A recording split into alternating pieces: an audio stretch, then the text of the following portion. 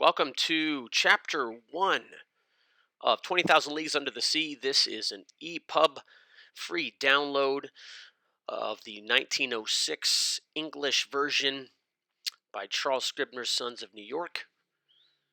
Let's jump right into it.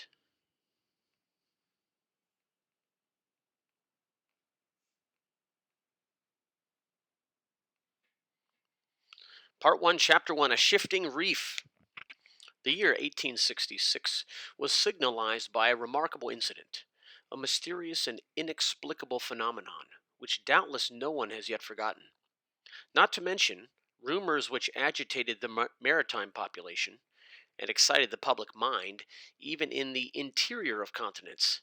Seafaring men were particularly excited. Merchants, common sailors, captains of vessels, skippers, both of Europe and America, naval officers of all countries, and the governments of several states on the two continents were deeply interested in the matter. For some time, vessels had been met by an enormous thing, a long object, spindle-shaped, occasionally phosphorescent, and infinitely larger and more rapid in its movements than a whale. The facts relating to this apparition, entered in various logbooks, agreed in most respects as to the shape of the object or creature in question.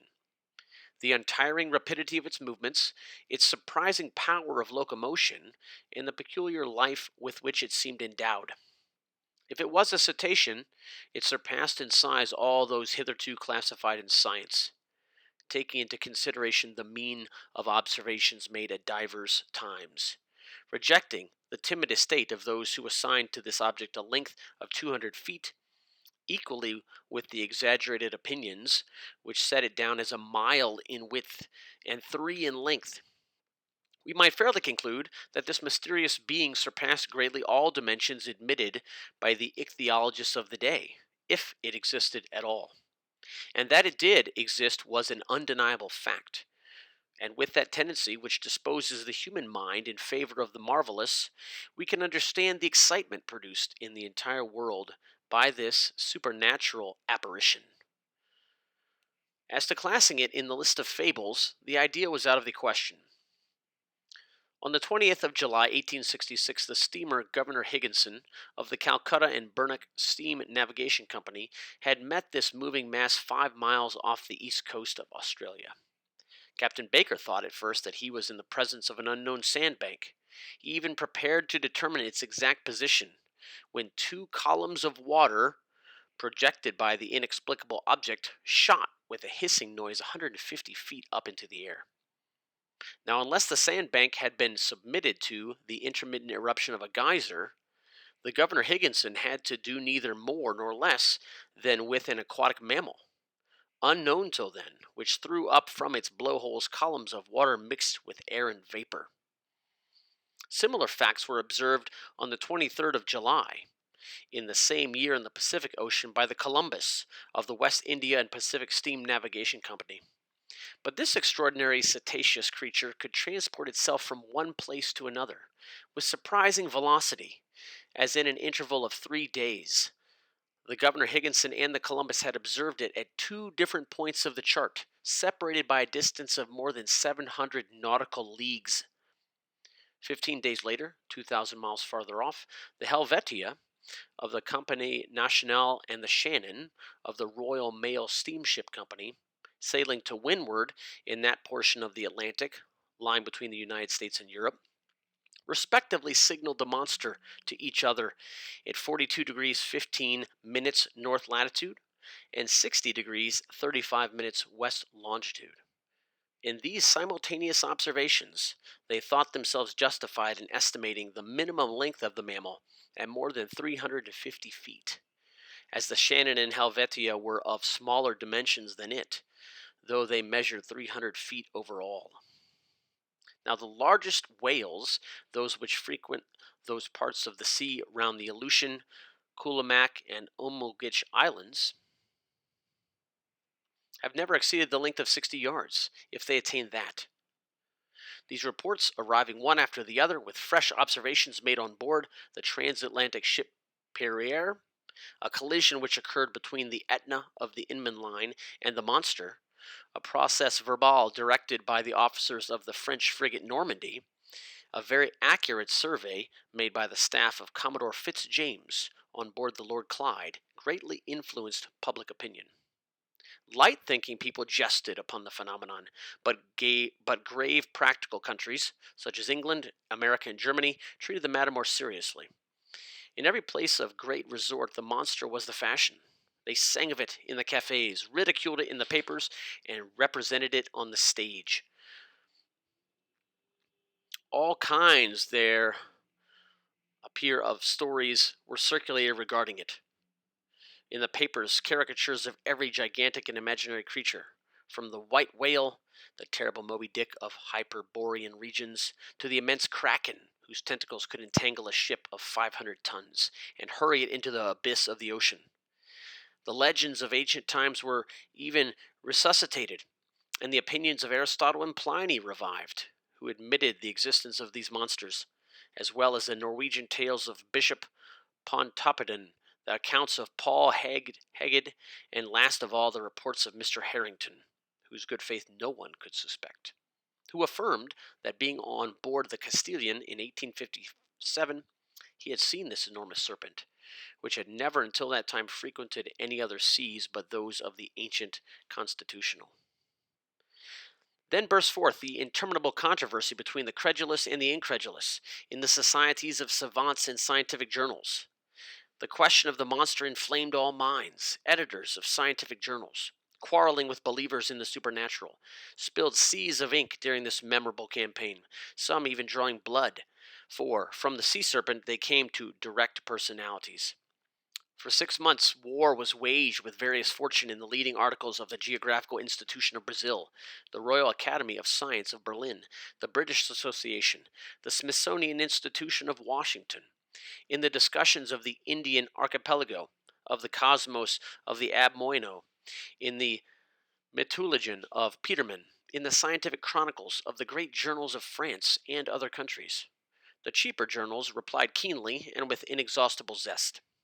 These satirical writers parodied a remark of Linnaeus, quoted by the adversaries of the monster, maintaining that nature did not make fools, and adjured their contemporaries not to give the lie to nature by admitting the existence of krakens, sea serpents, Moby Dicks, and other lucubrations of delirious sailors.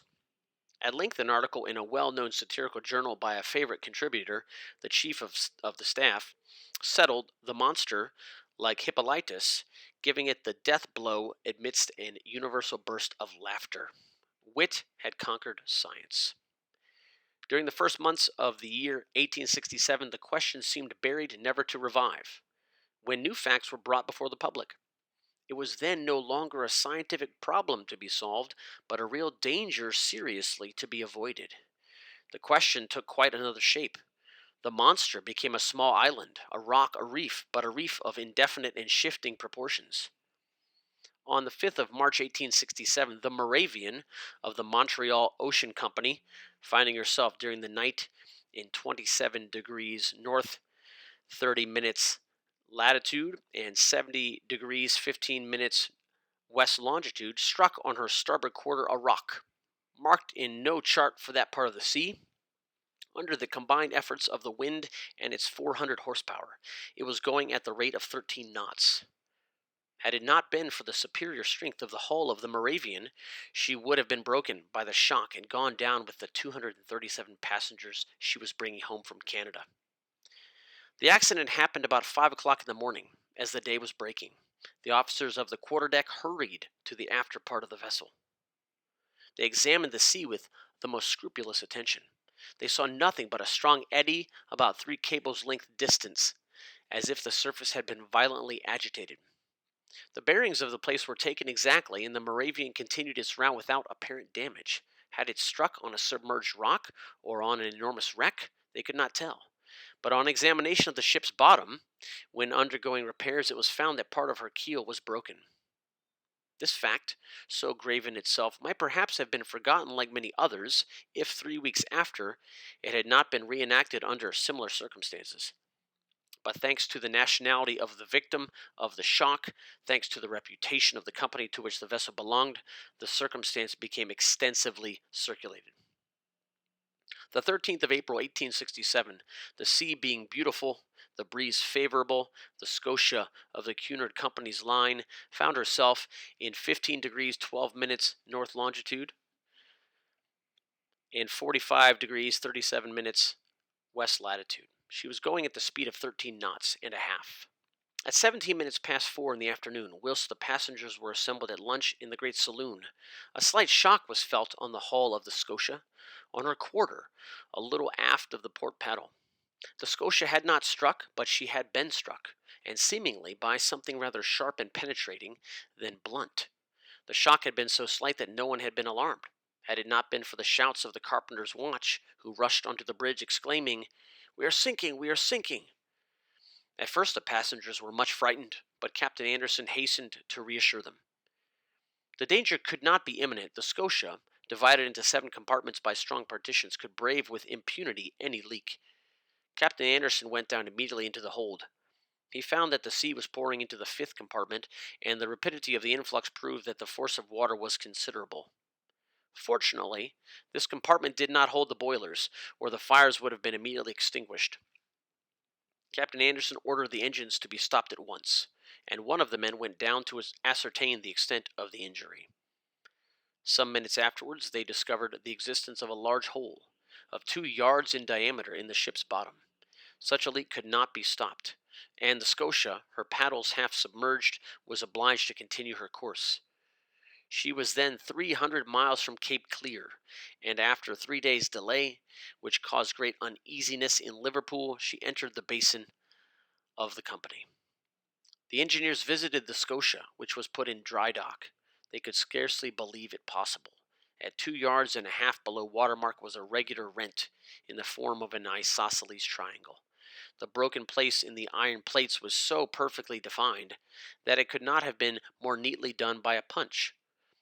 It was clear, then, that the instrument producing the perforation was not of a common stamp, and after having been driven with prodigious strength and piercing, an iron plate, if inches thick, had withdrawn itself by a retrograde motion truly inexplicable.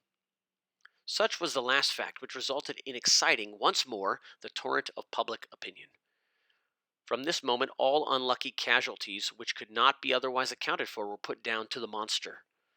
Upon this imaginary creature rested the responsibility of all these shipwrecks, which unfortunately were considerable.